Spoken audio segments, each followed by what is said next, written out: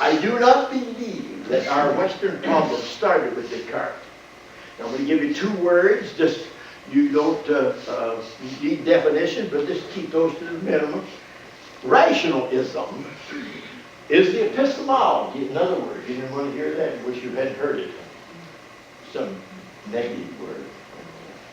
Epistemology is the theory of knowledge, how one knows anything. If that's news to you, I can't even apologize because I'm sorry for you. I just feel so badly. I might just spend the rest of the 4 hours that I've got tonight to cry. Rationalism says that the human mind, knowledge, has its origin and validation in the mind. Origin and validation in the mind. Now, being rational is not the same thing as rationalism. Any ISM, any English specialist been to the Harvard or Yale or Chicago in English and can parse a sentence, and you can use the computer and get 20 pages for your paper and can't parse a sentence, can you do that? Hopefully you can. But any ISM phoneme, you know, is that too much? It's bedtime, I know that. ISM phoneme is a clue to a worldview in the English lexicon. Liberal is to be set free. From what? Liberalism is a worldview. It comes to science, I can't count it. Conservative means to conserve something. So that's a derogatory term. You know how that goes, so no need to argue that with you. But conservatism is a viewpoint. Any ISM phoneme, modern, modernism, postmodern, and postmodernism, these are not synonyms. It's in the lexicon. Postmodern has been in the lexicon since the 1980s. Now, it's been coming a long time, but that's something else. It started with Kant's perspectivism. We'll say a few words in algebra tomorrow about that. Now, Kant's perspectivism, you know that giant, he was trying to unify rationalism and empiricism. I didn't tell you what empiricism was, give you these things. Give you migraines before you go to bed at night. You have to start popping up again. You just lay down and your wife says, what's wrong with you? You say, well, I'm comatose. I went to this weird, I got a migraine just in a little while. I haven't had a migraine in months. Empiricism says that all knowledge has its origin and justification in experience. You hear this word? Well, see, empiricism produces skepticism and despair. Because empiricism is always open-ended. Science is not, it's empirical, but it isn't empiricism. Because anytime you're doing theoretical analysis of things, that is not something you see. We don't look out and see the universe. We don't look out and see light. We don't look out and see the periodic chart. We don't look out and see DNA particles. But they're there. We extrapolate. Now, that's the difference between empiricism and what science is. Just very simple, because some of you are scientists and you went to MIT and Oxford and Cambridge on this, so I'm not here to tell you anything. But empiricism, science is not, it's empirical, but it is not grounded epistemologically in empiricism. And rational, everybody is rational. Everybody in every system and every language, whether it's the Watusis or the Animists or the Hindus or the Buddhists, any system that they live in their language is what to them? To them.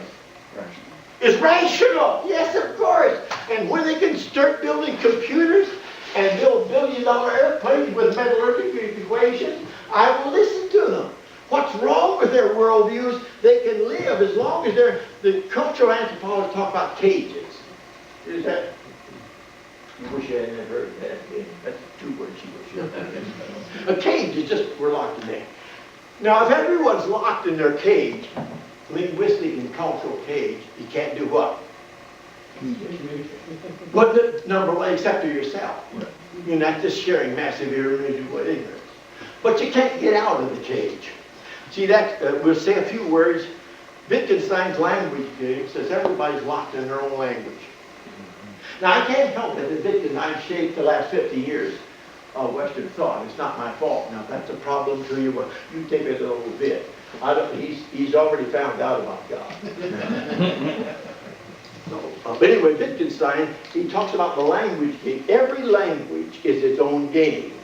And you can't cross-culturally communicate. Well, if you can't, what about the commission? I always want to come back to the final commission. He sent us to all this trouble. I didn't send you to the trouble. He sent us. I never speak about you. I speak about us. We're riding first class with the Titanic. All of us in the same boat. Not just you, not just me.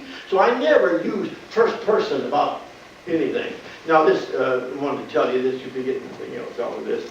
6th grade teacher, she told, that was before the Pope was elected. And that he's too conservative. But anyway, she, 6th grade, she said, now in a few days, that was before he was selected, she said in a few days the cardinals are going to elect a new Pope. And after about 10 seconds of deafening silence, this young boy raised his hand and said, what about the Cubs? Don't they ever take them?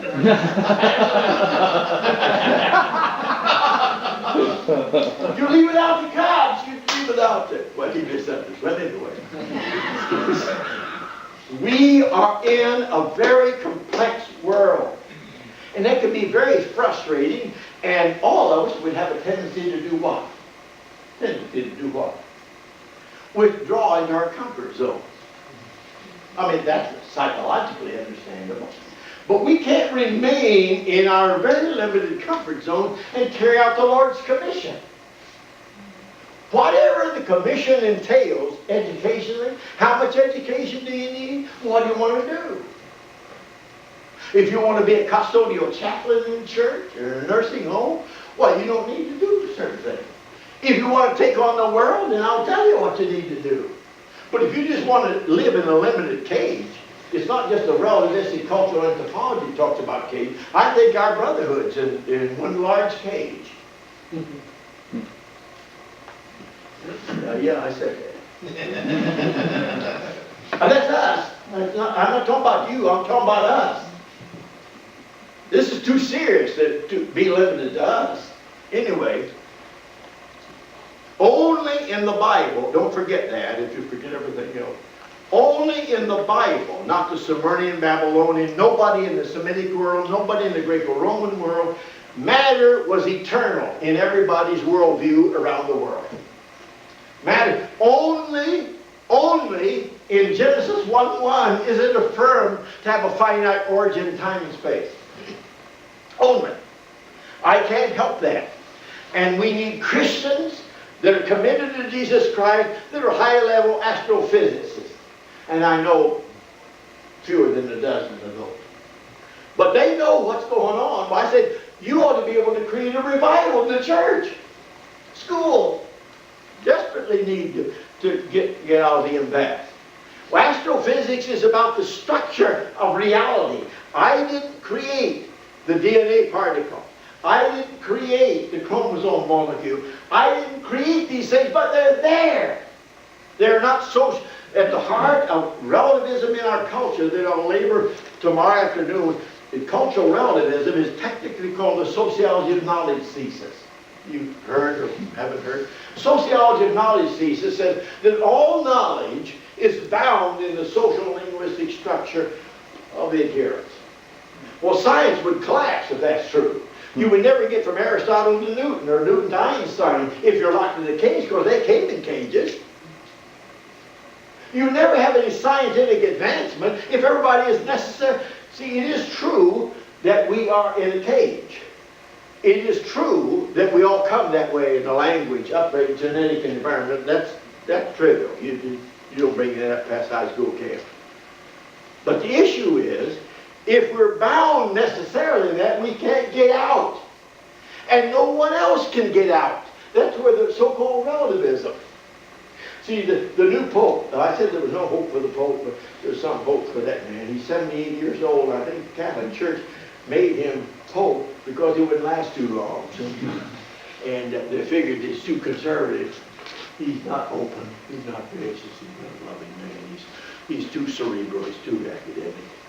But he's 78. They're praying. They're in Mass right now in Rome, praying Well, he won't last more than a year or two, so they can't cause too much trouble, and then we'll put it in somebody else.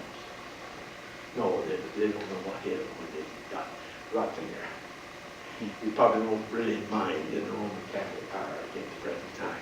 But they're not listening to that, see? There is how cute and how nice he is, and he isn't nice, and he's not. He's like me. He's had a beauty deprivation. He doesn't have a whole lot of that, so it's not marketable.